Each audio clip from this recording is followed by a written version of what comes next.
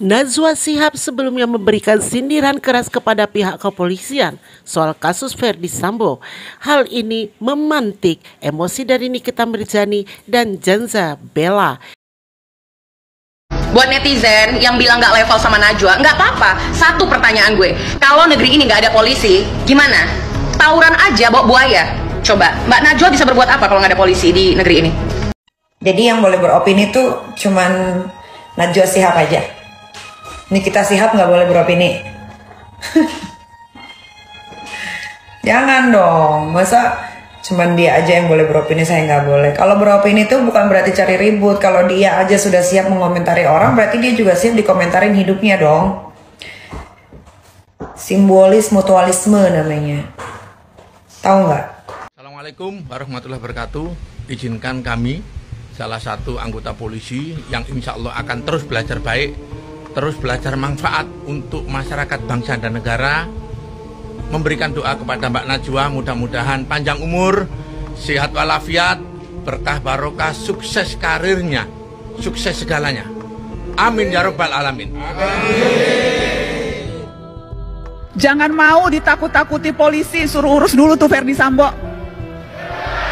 Sepanjang kita tahu apa yang kita lakukan benar, kita tidak merugikan orang lain, jangan mau ditakut-takuti dengan pasal. Jangan pernah anggap enteng suara. Karena lewat suara kita bisa didengarkan dan kita bisa memaksa penguasa untuk menuruti apa kehendak rakyatnya.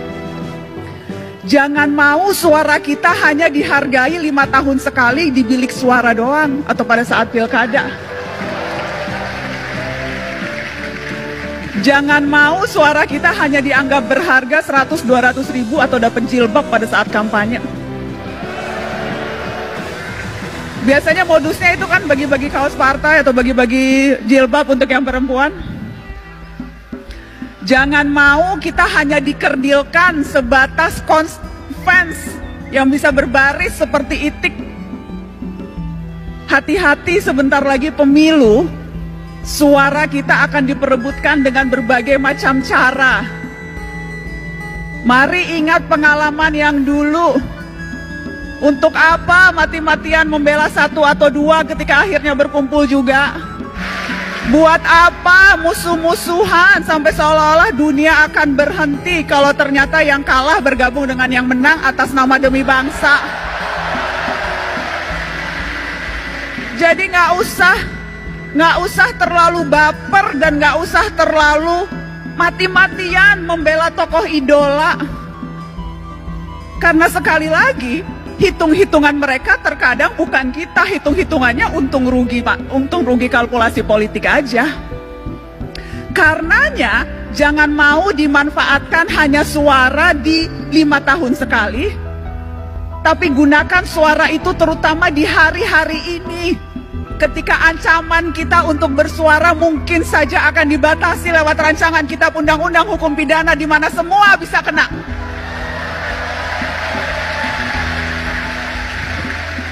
Terlalu berharga suara kita. Dan saya selalu bilang ini, cuma itu yang kita punya, suara.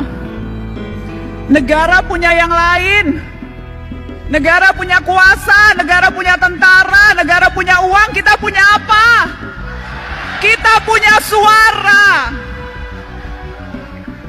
Dan yang harus kita waspadai adalah ketika kita terlalu takut dan berusaha mengecilkan suara kita, padahal yang kita butuhkan justru teriakan-teriakan. Jadi ya, menjadi pemimpin, menjadi presiden itu bagus, niat mulia. Tapi perhatikan suara-suara orang yang juga tidak punya kuasa, tetapi kalau berkumpul bisa berdaya.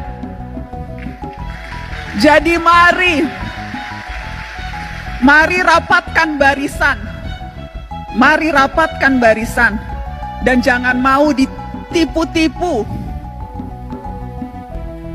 Jangan mau dipergunakan hanya suaranya, tetapi ketika kita menuntut hak-hak kita yang paling dasar, sedasar kebebasan berekspresi dan berbicara, itu kita tidak didengarkan. Tetapi kakak mau menegaskan ini adik-adik.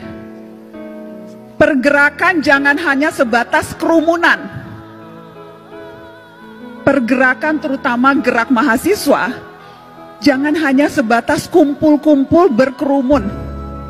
Ya, demonstrasi perlu dan harus terus dilakukan kalau memang strateginya seperti itu.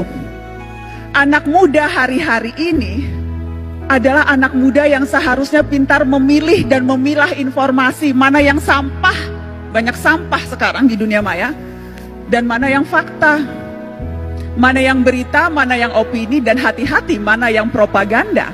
Dan kalau sudah yakin, sampaikan itu dengan lantang. Jangan mau ditakut-takuti polisi, suruh urus dulu tuh Ferdi Sambo.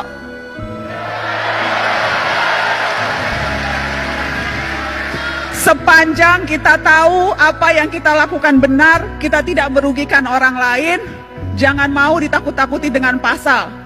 Kita juga bisa belajar pasal-pasal, kita juga tahu apa hak-hak kita sebagai warga negara. Kalau tidak tahu, cari tahu. Jadi jangan mau gampang ditakut-takuti. Dengan cara itu, kita bisa berdaya dan kita bisa memberdayakan orang lain. Dan harusnya itu ultimate goal kita dalam hidup.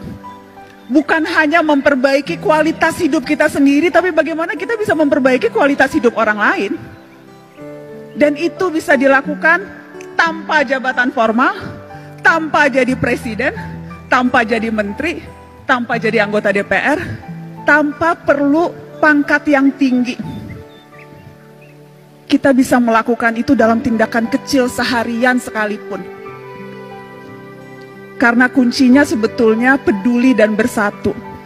Kutipan yang selalu saya tunjukkan ke setiap mahasiswa ketika Bung Hatta bilang seperti ini, peduli dan bersatu itu adalah kunci. Karena kalau tidak, Indonesia hanya seperti seuntaian gambar di peta.